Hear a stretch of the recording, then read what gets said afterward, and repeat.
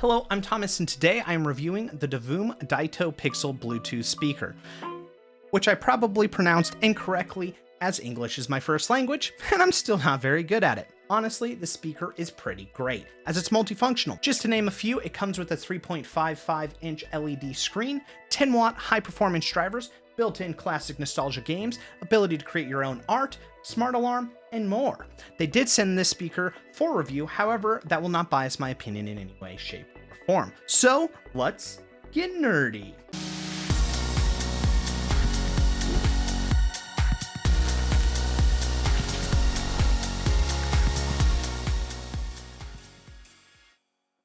Starting off with the overall design. It's kind of cute, which you'll hear a lot if you check out other reviews, as it is shaped like an old school computer sporting a CRT style monitor with a mechanical keyboard. This CRT monitor is actually a rear base port, which works well. On top of the monitor, you have your speaker, which provides good volume, mostly for a single user. On the right side of the device, you have an SD card slot that you can install music on, your on/off button, and USB-C port for charging / continuous power.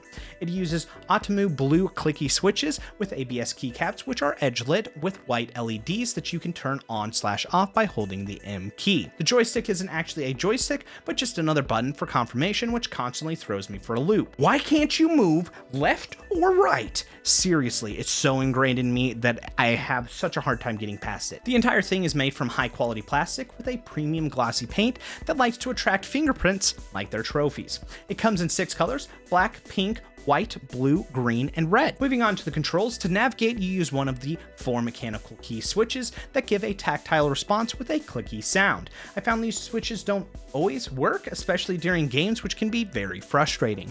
I also found the overall controls to be very non-intuitive and confusing, as there is no way to go backwards that I'm aware of, which means you need to cycle through all the menus again if you missed it the first time around, which I did a lot, because apparently not only am I terrible at English, I also can't navigate a simple Bluetooth speaker competently. Most keys have a secondary function to it that you can get by holding. Going left to right, you have the M or mode key, which will bring up games, and then you need to press left or right to go to music, alarms, settings, or paint. When held, it will turn off the key edge lighting. The increase key will increase volume only. The brightness key will function through the different art pieces you have downloaded, and when held, will go through the different clock faces. The left key allows you to move left through menus, go back when playing music, and when held will decrease the brightness.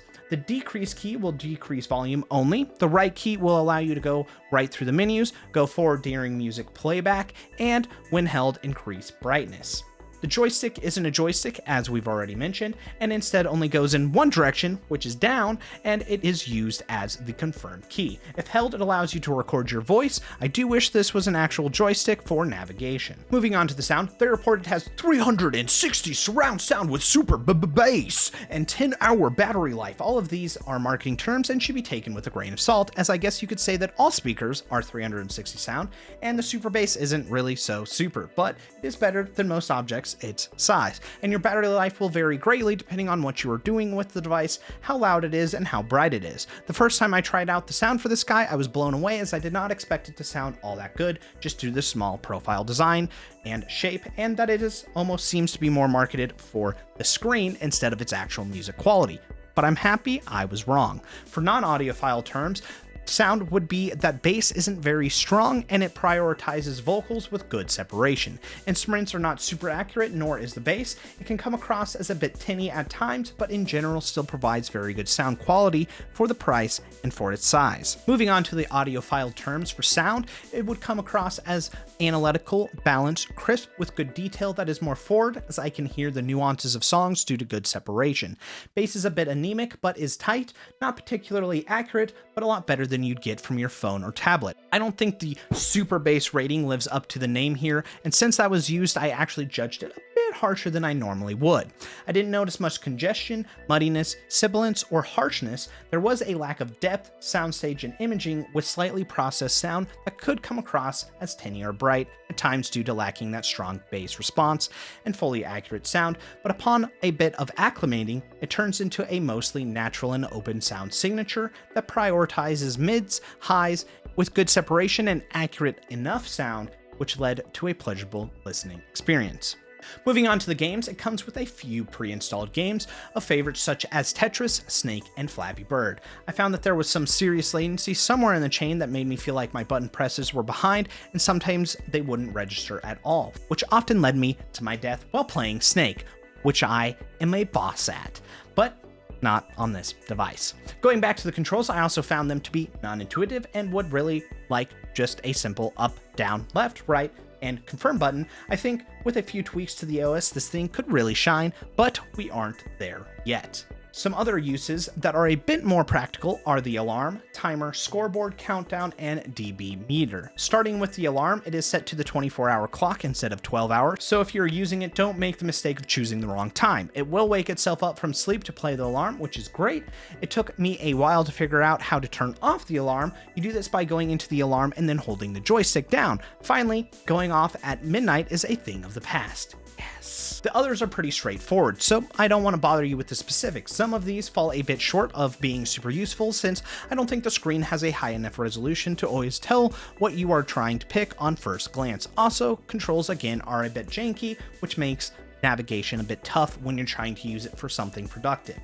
Moving on to the app, the Divoom Smart App is solid, works well, and updates nearly instantly to the device. It really is the bread and butter of the device, as this is where you can do all of your customization, such as customizing colors of your screens, how they look, what is downloaded on the device itself, and allows you to create your own pixel art creations, along with sharing or interacting with other users. But I found the app itself to be almost overwhelming at first look because there is just so much you can do and each screen is so busy.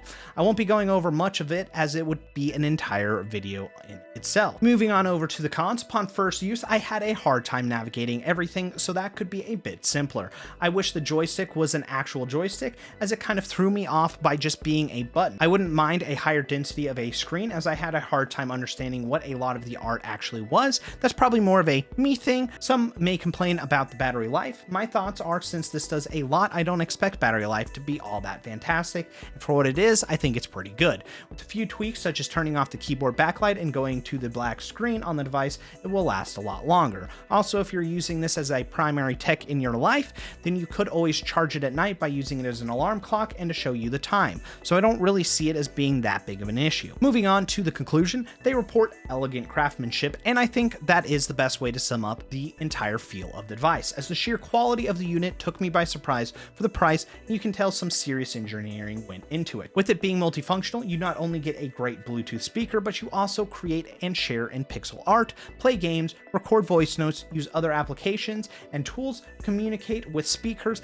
and get notified of social media notifications. If you plug it in, you can use it as a table clock, thermometer, or to show weather conditions, along with as a bedside alarm and help foster sleep by playing white noise, which makes this an easy recommendation for those who want a speaker that won't be going near water. As apart from not supporting a waterproof design, it looks better, can do more, and sounds just as good, if not better, than most other Bluetooth speakers around the same price range. But it's not without its faults, as I found the resolution to be a bit too low, so I couldn't tell which most things were.